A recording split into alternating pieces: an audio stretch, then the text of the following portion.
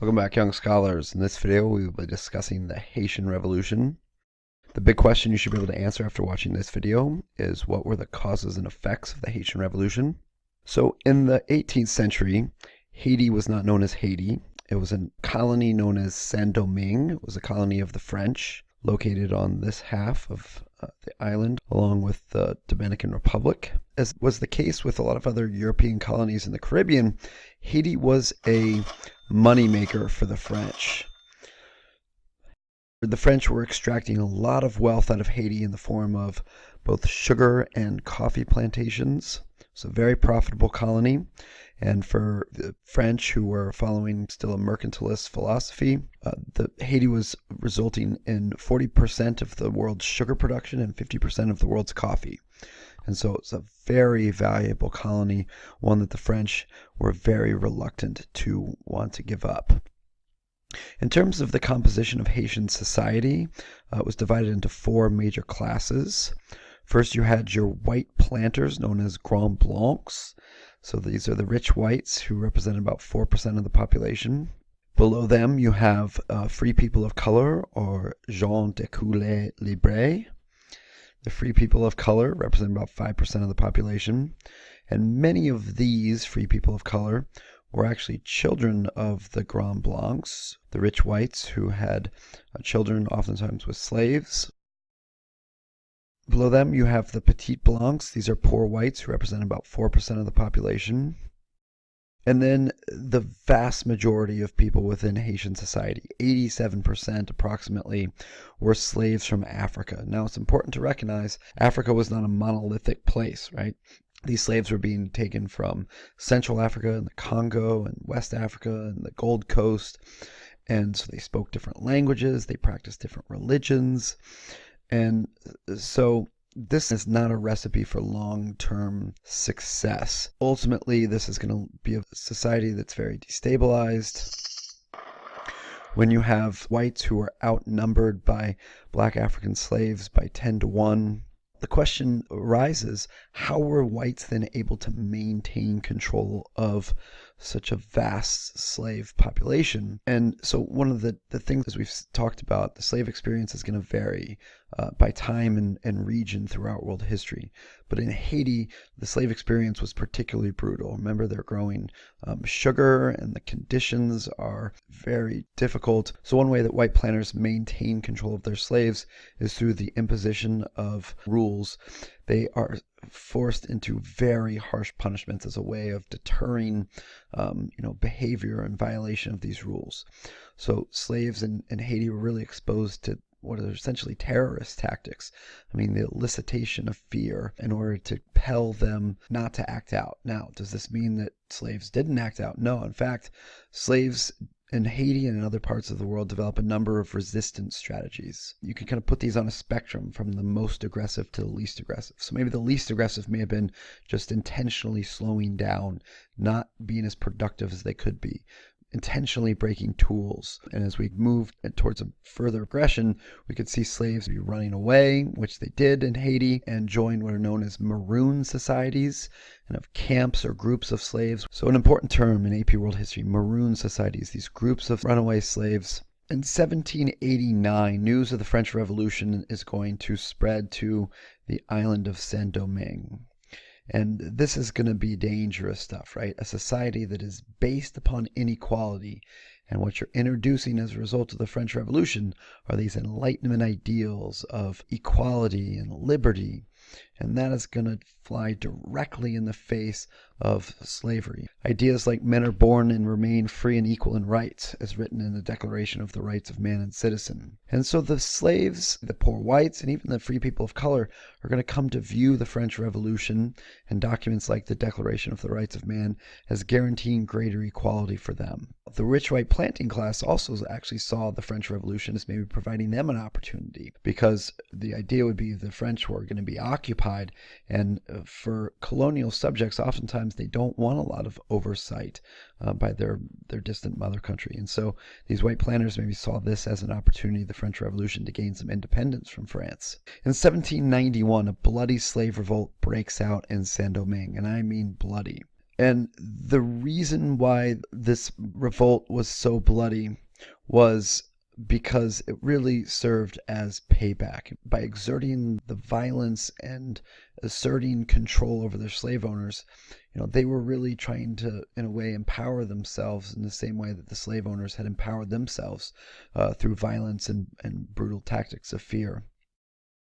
This, though, is just a slave rebellion, and as we've seen in world history, slave rebellions are never successful. But this slave rebellion had one sort of critical difference, and that was the emergence of a leader. Toussaint Louverture was an educated free black who becomes the leader of the slave army in Haiti. He is born a slave, he is very brilliant, and is able to become a free person of color, eventually becoming incredibly well educated, and that's going to be a critical difference between maybe the success of this slave rebellion and other slave rebellions in the past, is that ability to really organize the slaves and understanding the sort of political and military tactics that will be necessary to stage a successful slave rebellion. So he gradually is going to establish control over the island using a brilliant array of military and political tactics, and he's going to lead this revolutionary army, and that's why many people compare him to George Washington. In 1794, we're in the middle of the radical phase of the French Revolution, and the French are going to free all of their slaves in the colonies as part of this sort of movement at achieving greater liberty and greater equality.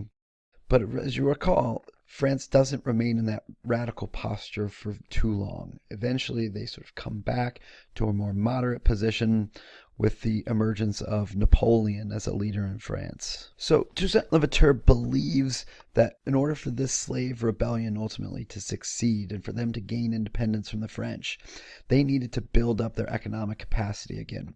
As part of the slave revolt, they had to destroy a lot of the plantations, and so what Toussaint Louverture was calling for was for these former slaves to return to the sugar fields and to recreate this sugar trade that was so valuable to the French. This obviously was not a very popular idea, but we're going to see this sort of theme played out more and more with this idea that the abolition of slavery was a dramatic, important turning point in world history. But at the same time, in terms of the day-to-day lives of the people who were emancipated from slavery, their lives didn't change all that significantly. I mean, they still faced incredible economic hardship. And therefore, many of them, in many cases, returned to a lot of the same labor that they were having to do prior to the abolition of slavery. And we're going to see this in North America, too. Ultimately, a lot of those slaves in the South are forced back onto the plantations that they worked before as like low-wage sharecroppers. Toussaint's idea of reinstating the sugar trade, though, ultimately wasn't very popular. The people wanted to instead engage in basic subsistence level farming. So Toussaint is going to write a constitution for Haiti and is going to include a number of important things. One, he is going to call for the abolition of slavery. So the Constitution will abolish slavery. It also will establish that it is unlawful to discriminate on the basis of race. And this is a provision that doesn't even make its way into really the U.S. legal system until really the 1950s and the 1960s. The other part of Toussaint's constitution was that he installed himself as essentially a military dictator for life. And this is one of the areas where he's going to diverge from George Washington. And maybe this explains some of the longer-term political success in the United States versus in places like Haiti and Latin America, where these military rulers are going to take power and then be very reluctant to relinquish that power, versus the United States with the peaceful transfer of power as a result of the precedent that George Washington set. Toussaint, in 1802, he is arrested by the French. He is imprisoned in France. In 1802, the slaves then are going to rebel again. And the reason for this is that the French are coming back. And they're coming to reestablish slavery on the island of Saint-Domingue. And Once you've tasted freedom, though, you never want to go back to slavery. And so the slaves will take up the swords again in opposition, this time led by a new leader named Jean-Jacques Dessalines. And it's going to be, again, a very brutal, violent battle in order to try and get the French to leave Saint-Domingue. And they do ultimately in 1803. The French reluctantly are forced to abandon their plantations in Haiti, mainly because of Jean-Jacques Dessalines' policy, which was essentially scorched earth.